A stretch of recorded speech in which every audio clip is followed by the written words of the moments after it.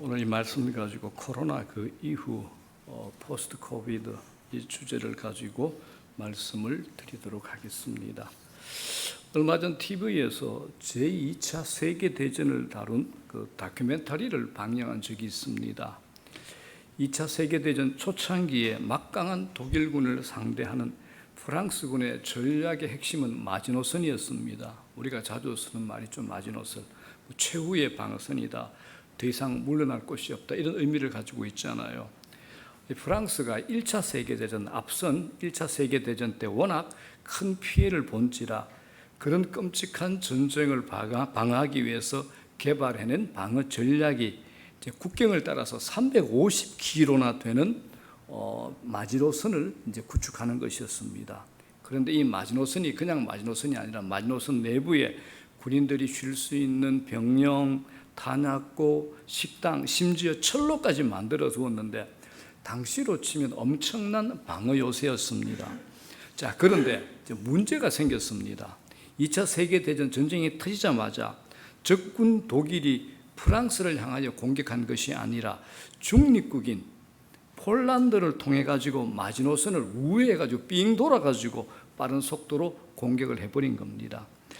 알고 보니까 프랑스가 가장 큰 실수한 부분이 뭐냐? 당시에 프랑스의 군인 전력이 80만 명이 있었다고 합니다. 그런데 이 대부분을 마지노선 안에다가 배치해버린 겁니다.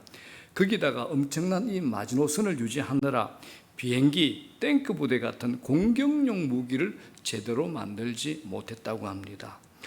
후에 많은 군사학자들이 이런 얘기를 합니다. 당시 프랑스군은 독일과 맞먹을 만한 강한 군사였음에도 불구하고 공격이 아닌 방어로 맞선 것이 가장 큰 패착이었다라고 군사학자들이 얘기를 합니다.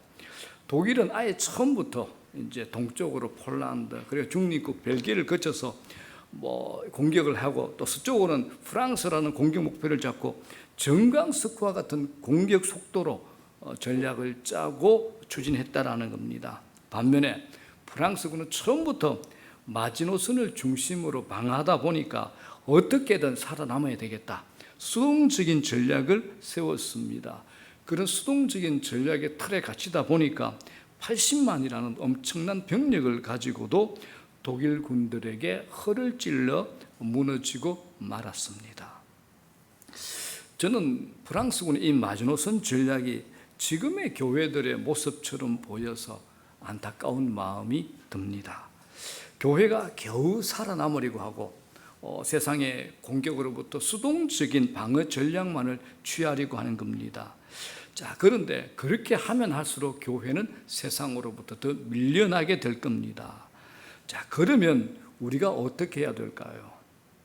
오늘 본문은 코로나19를 지나가고 있고 포스트 코로나 이후에도 여전히 코로나와 함께 지내야 하는 위드 코로나를 눈앞에 둔 우리에게 큰 고민과 도전을 주는 예수님의 살아있는 생생한 비유의 말씀이라고 할 수 있습니다.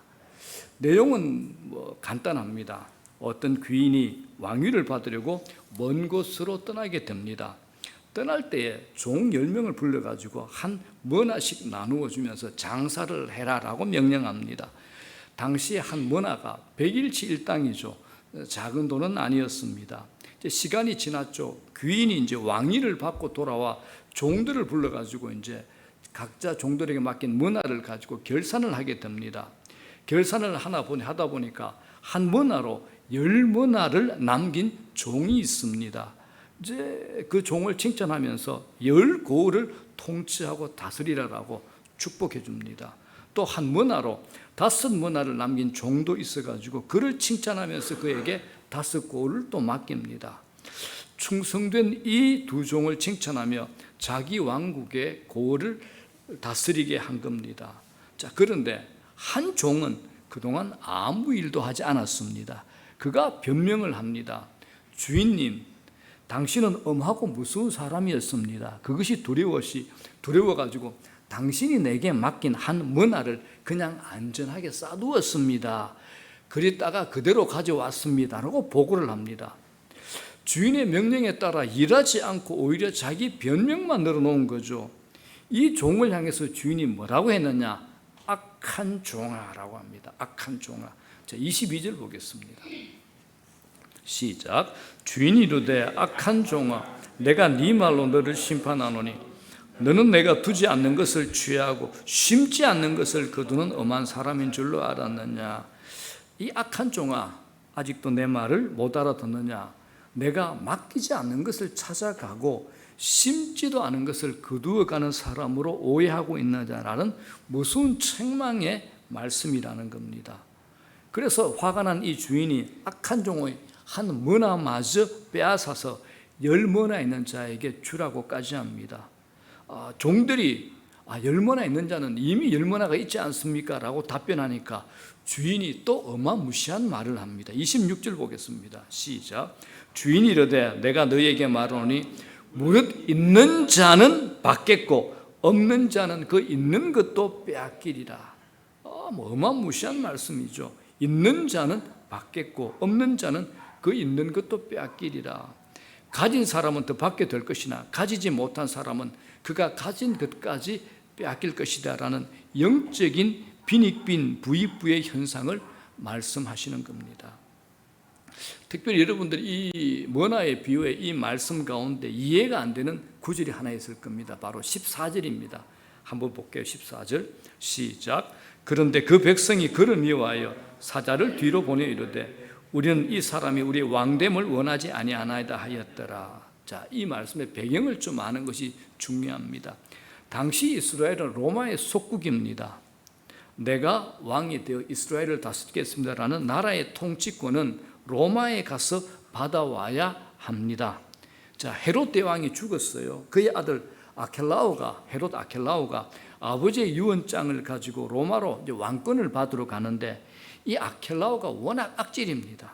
그의 가족들조차도 그가 왕이 되는 것을 싫어했습니다. 그래서 그의 동생 헤롯 안티파스를 왕으로 세우기 위해서 로마로 보내는 겁니다.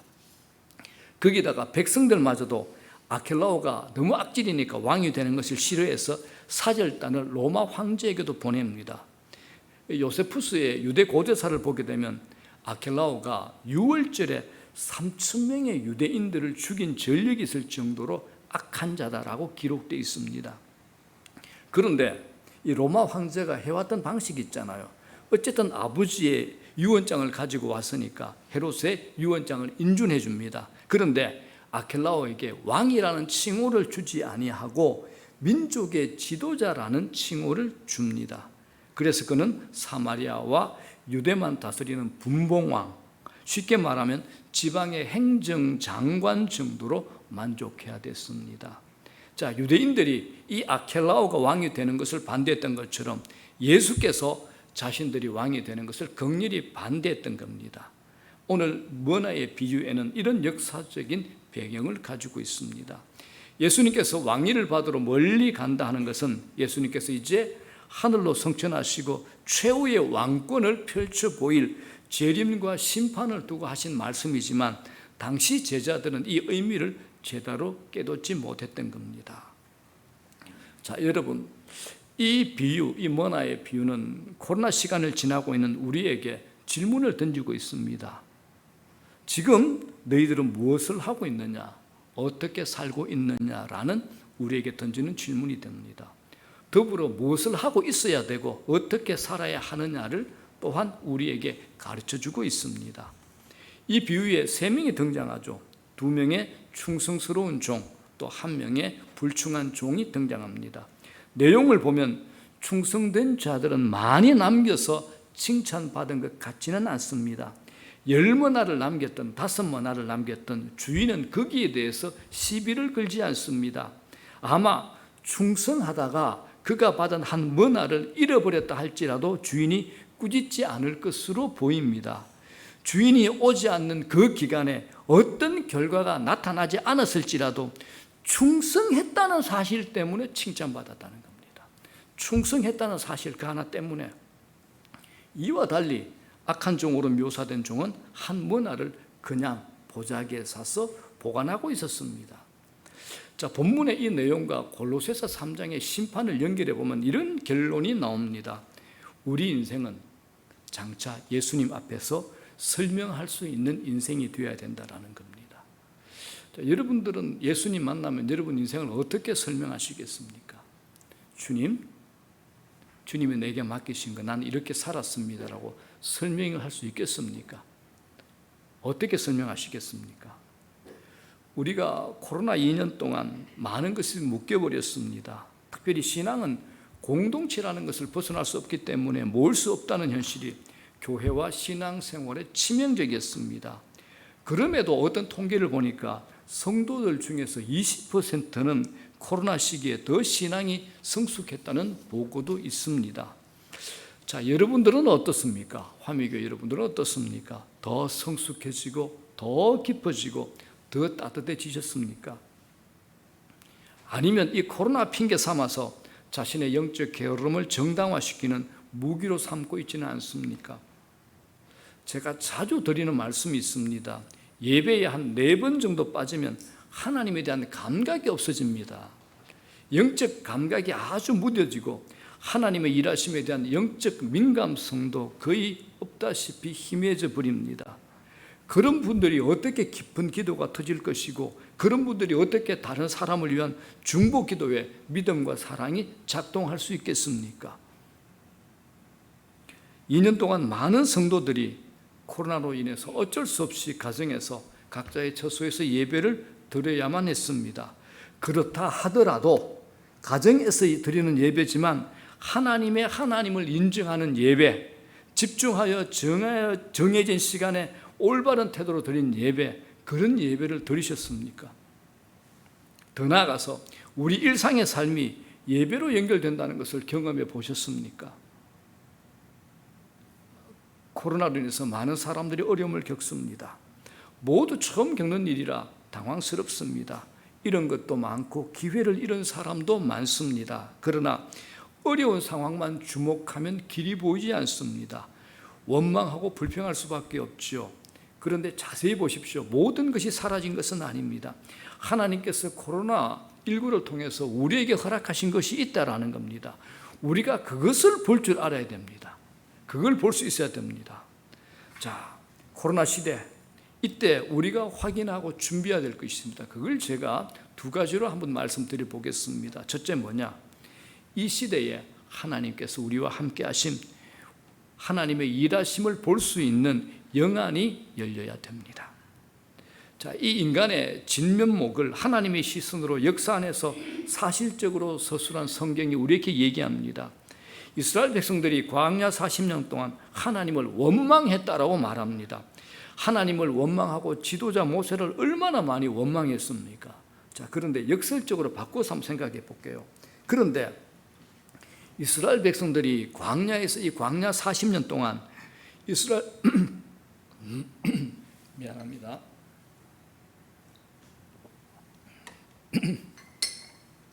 이스라엘 백성들은 광야 40년 동안 그 어느 때보다 하나님을 가까이 경험할 수 있었습니다. 역사 이래로 존재하지 않았던 하늘이 열렸죠. 하늘에서 먹을 양식 만나가 내렸습니다. 한두 번 기적으로 내린 게 아니죠. 약 40년 일상에 규칙적으로 내렸습니다. 마라의 쓴물이 단물로 바뀌었습니다.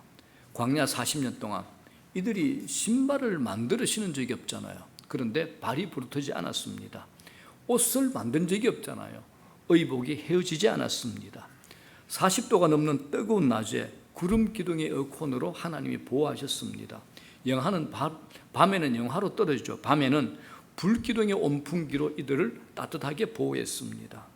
종합해 보면 이스라엘 백성들은 광야에서 드라마틱한 하나님의 기적의 역사를 경험했던 겁니다.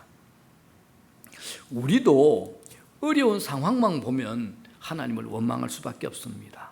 그러나 이스라엘의 광야 40년의 영적 교훈을 볼 수 있듯이 코로나로 인해 어려움이 많지만 원망하거나 불평해서는 안 됩니다. 원망과 불평은 전혀 도움이 되지 않습니다. 일종의 낭비가 됩니다. 대신에 우리는 감사해야 됩니다. 우리에게 주어진 것에 감사해야 됩니다. 코로나19로 인해서 이런 것이 많다 할지라도 하나님께서 우리 손에 쥐어준 것이 있다라는 겁니다. 기독교 역사를 보면 1세기에도 이런 전염병이 창궐했던 때가 있었습니다. 중세에도 많은 전염병이 있었지만 잘 지나왔습니다.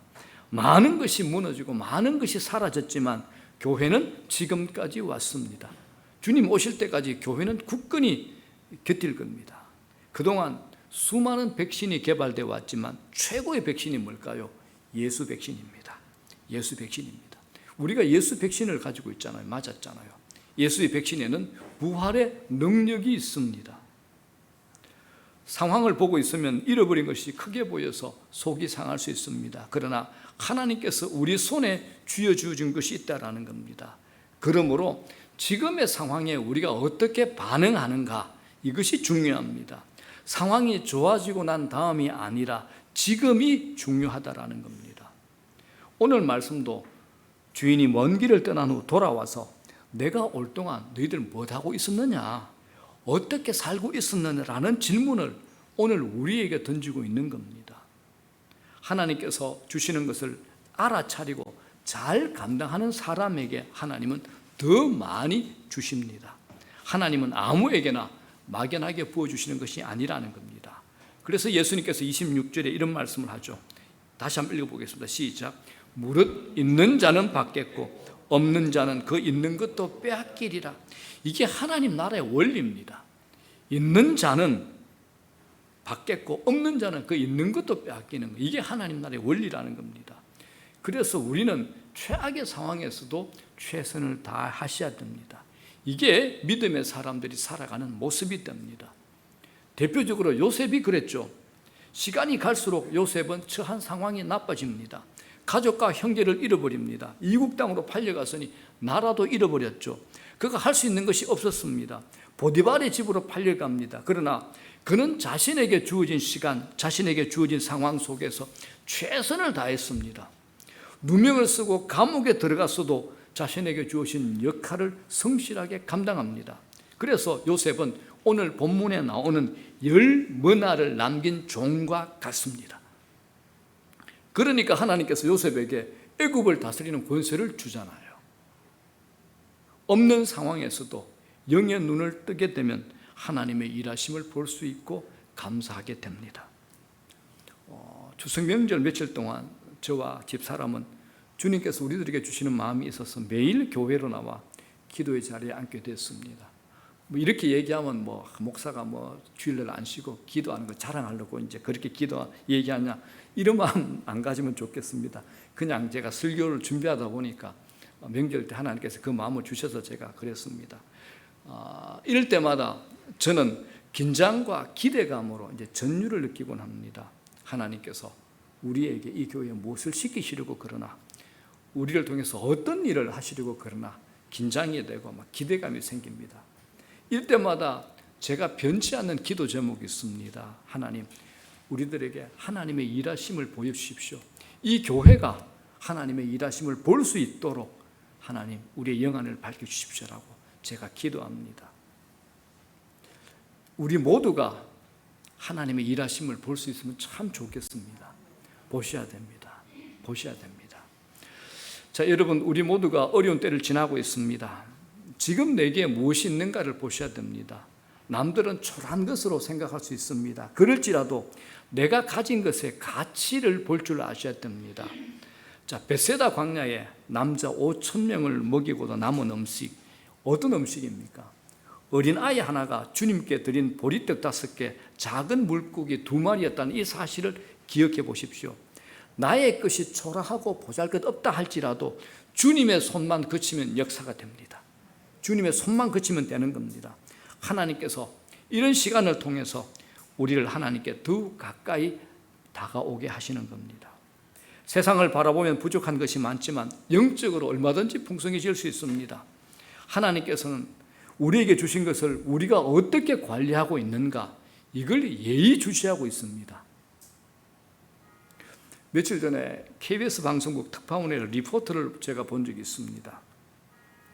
인구 수준이 우리나라의 10분의 1, 560만 정도 되는 싱가포르가 있습니다. 굉장히 잘 사는 나라죠. 그런데 지금 인구의 80% 이상이 백신 2차까지 접종을 마쳤답니다. 그런데 코로나 확진자가 하루에 1,000명 이상이 발생한다고 합니다. 절망스러운 소식 아닙니까? 그런데 치명률, 사망률이 독감보다 더 낮은 수준이라는 겁니다. 그래서 싱가포르의 지금 상황이 어떤 상황이냐? 백신을 80%나 맞았는데 확진자가 최대다, 이게 아니고 백신을 80%나 맞았더니 사망자는 거의 없어. 이게 정확한 표현이라고 합니다. 확진자의 98.1%가 정상이 없거나 가벼운 정상이라고 보고하고 있습니다. 그래서 싱가포르는 지금도 확진자가 급증하고 있지만 상점 문을 닫을 계획은 전혀 없다라고 합니다. 아마 우리나라도 확진자가 급격히 줄지는 않을 것 같습니다. 그러나 백신 접종을 마친 사람의 치명률은 0.01%라고 합니다. 확진자들 중에서 10,000명 중에 1명 정도가 이제 치명적인 그런 일을 당한다라는 거죠. 예전처럼 완전하진 않겠지만 어느 정도 일상으로 다시 돌아갈 것 같습니다. 사람이 많은 곳에서는 습관처럼 마스크를 착용해야 될 겁니다. 그럼에도 불구하고 또 재택근무도 더 활성화될 것 같습니다. 그런데 한 가지가 있습니다. 코로나와 함께 일상으로 이제는 더 가깝게 가게 될 것 같습니다. 그러므로 지금이 중요합니다. 지금 이 시간을 어떻게 보내는가가 중요합니다. 코로나로 인해서 이런 것을 주목하기보다 코로나19를 통해서 무엇을 얻었는가를 생각하셔야 됩니다. 코로나19를 통해서 우리는 이전에 지나쳐버린 것의 가치를 발견하게 됐잖아요. 예배, 가정, 교회 공동체의 소중함을 깨달았습니다. 본질로 돌아가셔야 됩니다. 본질로 돌아가셔야 됩니다. 이제는 코로나에 갇히지 마시고 코로나 너무 멀리 보시면 좋겠습니다. 우리네 인생 길지 않습니다. 우리는 우리가 원하는 삶을 사는 것이 아니라 하나님께서 살게 하시는 삶을 살아야 된다라는 겁니다. 요새는 정보 홍수 시대입니다. 그런데 이걸 잘 구분해 보십시오. 지혜와 지식은 다릅니다. 지식은 노력하면 얻을 수 있습니다. 공부 많이 하고 책 많이 읽는 수고하면 지식은 많아집니다. 그러나 공부를 많이 한다고 지혜가 생기는 것은 아닙니다. 지식이 아무리 많아도 지혜가 없으면 그 지식이 전혀 도움이 되지 않습니다. 지혜는 하늘로부터 임하는 것입니다. 잠언서에 이렇게 돼 있죠.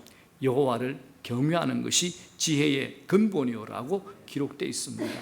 하나님을 알지 못하면 지혜를 얻을 수가 없습니다. 이게 무슨 말이냐? 피조물인 우리는 창조주의 만남을 통해서 진정한 지혜를 발휘할 수 있다라는 겁니다. 하나님을 바로 알고 하나님으로부터 지원받았다는 것을 알 때 비로소 눈이 열립니다. 자신이 피조물이라는 사실을 알게 되는 것 굉장히 중요합니다. 하나님을 알아야 지혜와 지식이 연결됩니다. 그러나 하나님을 알지 못하면 지식은 지식에 불과합니다. 지식과 지혜가 연결되지 않는 겁니다. 지혜가 없는 지식은 방향을 잃어버리는 거죠.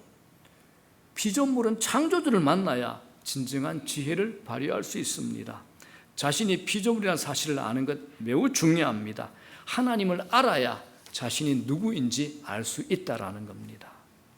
여러분, 기도하시는 분들은 하나님께서 보게 하신 것이 분명히 있을 겁니다. 하나님께서 주신 기회인 것을 깨닫고 바른 태도를 가지고 집중할 때 하나님께서 새 일을 행하실 겁니다. 하나님 살아계십니다. 시퍼렇게 살아계십니다. 하나님께서 일하십니다. 지금도 일하십니다. 하나님 공평하십니다. 세상의 윤리와 법을 뛰어넘는 하나님의 공평하심, 우주를 통치하시는 공평하심이 있습니다. 우리 하나님 무엇보다 악하지 않습니다. 변덕스럽지 않습니다. 하나님 사랑이시고 선하십니다. 하나님께서 우리를 통해서 일하기 원하십니다. 그래서 부정적으로 생각하지 마시고 움츠러들지 않으면 좋겠습니다. 영적으로 반응하시고 하나님의 일하심을 보면서 기회를 꼭 붙잡으시는 여러분 되시기를 주의 이름으로 축원합니다. 자, 두 번째입니다.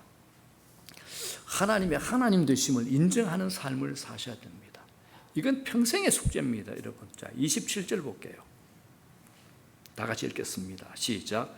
그리고 내가 왕됨을 원하지 아니하던 저 원수들을 이리로 끌어다가 내 앞에서 죽이라 하였느니라. 자, 이 비유의 결론이죠. 주인의 왕됨을 원치 않았던 자들이 비참한 운명을 당하는 것으로 끝을 맺습니다. 중요한 것은 한 문화를 수군에 쌓아두었던 그 게으른 종도 주인의 왕으로서의 권리를 무시한 자였기 때문에 이 부류에 포함되었을 겁니다. 자, 여러분들에게, 우리들에게 주님은 우리 인생의 첫 번째 자리에 계신 분이 맞습니까? 주님이 우리 인생의 왕이 맞습니까? 어떻습니까? 많은 신자들이 구원자 예수는 원하는데 왕이신 예수를 원하지는 않습니다. 여러분은 어떻습니까? 구원자 예수는 원하는데 왕이신 예수를 원하지는 않습니다. 구원받기는 원하지만 이 땅에서 자기 마음대로 살고 싶어 한다는 겁니다.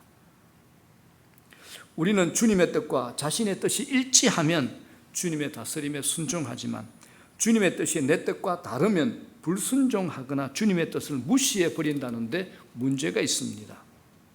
예수님을 왕으로 고백했다면 예수님이 내게 맞추시는 것이 아니라 내가 예수님께 맞추어야 합니다.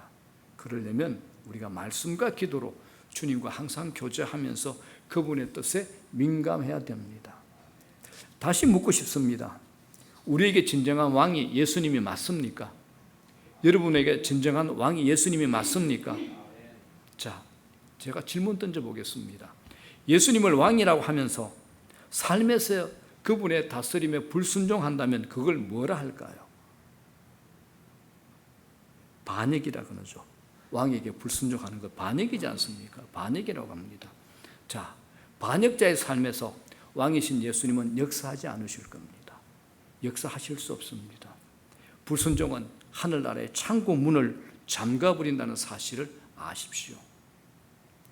우리가 삶에서 하나님의 충만한 능력과 은혜와 축복을 100% 누리지 못하는 것은 삶의 모든 영역에서 철저히 예수님의 왕권을 인정하지 않기 때문에 그렇습니다.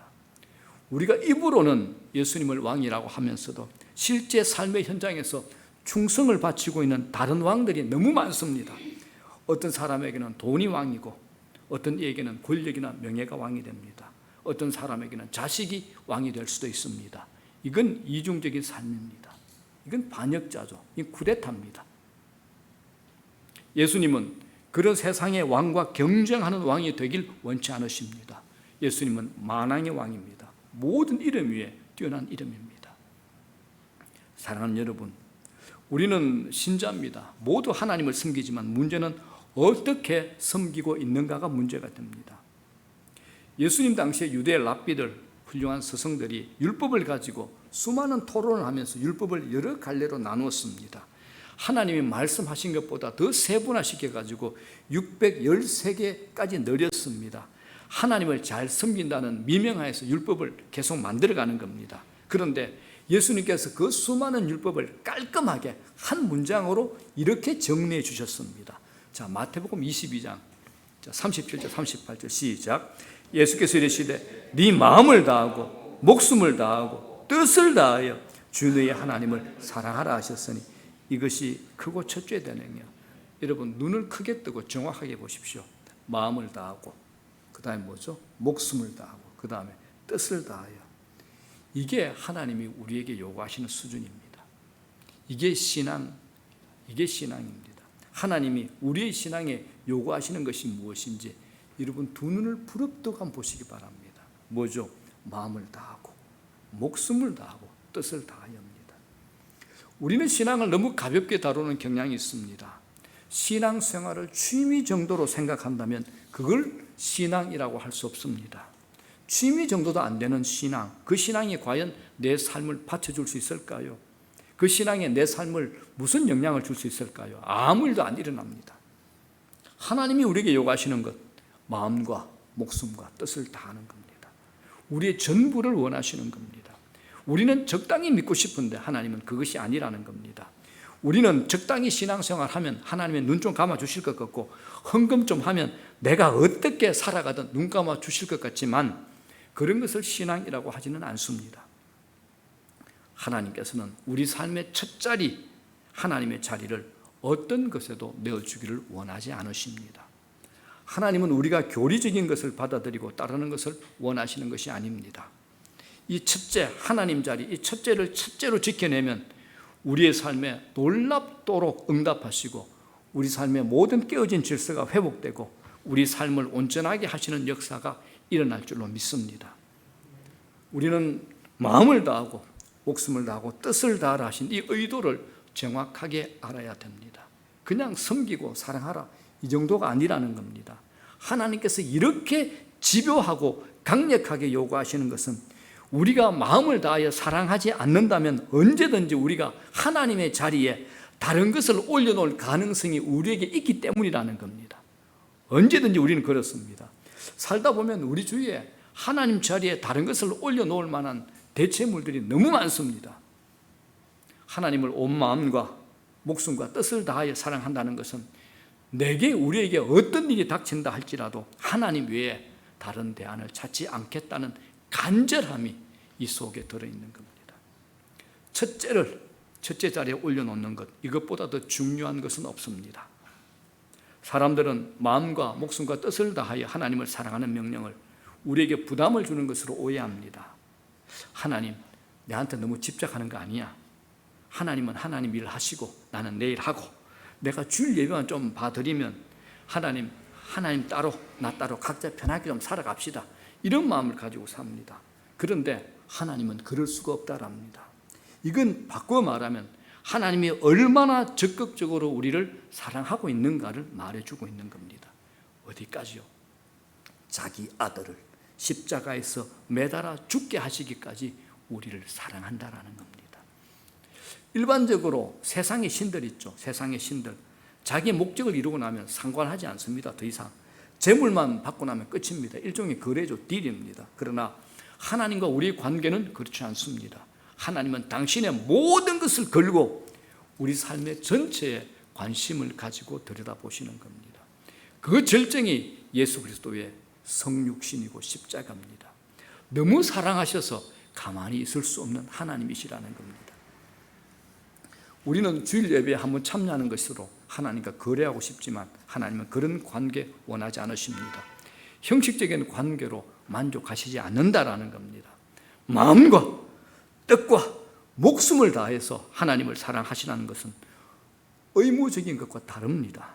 이 말은 우리가 신앙이라는 것이 얼마나 깊이 들어가야 하는가, 이걸 우리에게 말하고 있는 겁니다.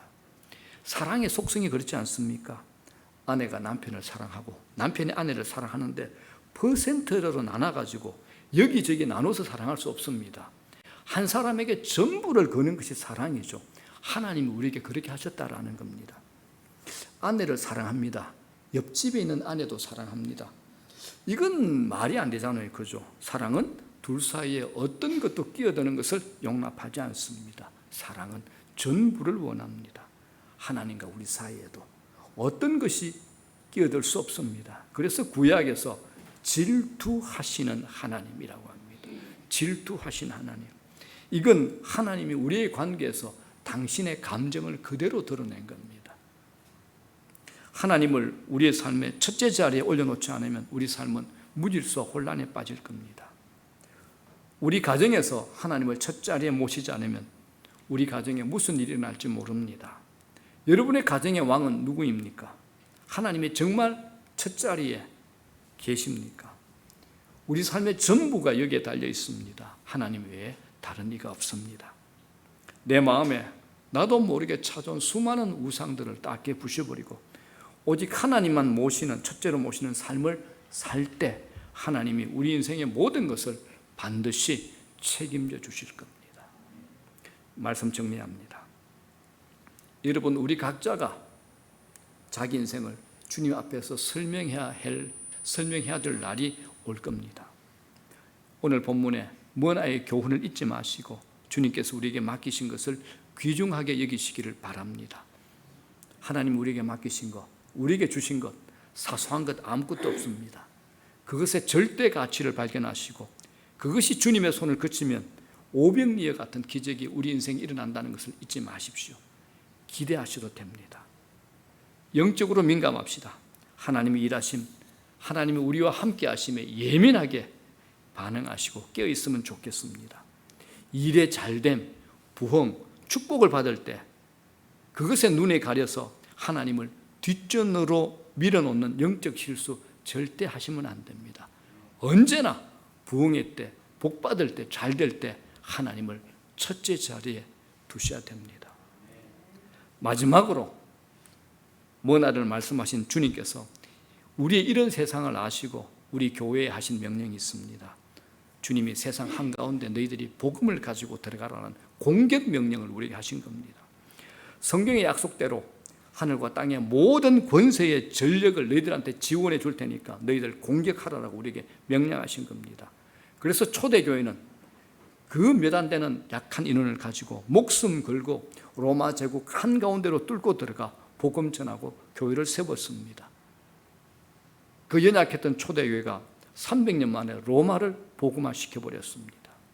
그런데 지금 우리 교회들은 코로나 핑계 삼아서 자꾸 세상의 공격으로부터 살아남는 수동적인 방어 전략을 취하고 있는 겁니다. 그렇게 하면 교회는 더 밀리게 될 겁니다.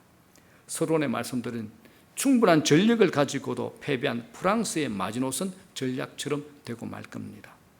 지금은 전문가들과 성도들조차 그냥 쉽게 교회 위기라고 하는데 이 위기를 깨부수는 길을 딱 하나입니다. 주님의 명령을 회복하는 겁니다. 수비에서 공격으로 태세를 전환하는 겁니다. 그러므로 여러분들 현장에서 피 묻은 십자가 복음을 말씀하셔야 됩니다. 복음을 전하셔야 되는 겁니다. 이게 공격 명령입니다. 자, 찬양합니다.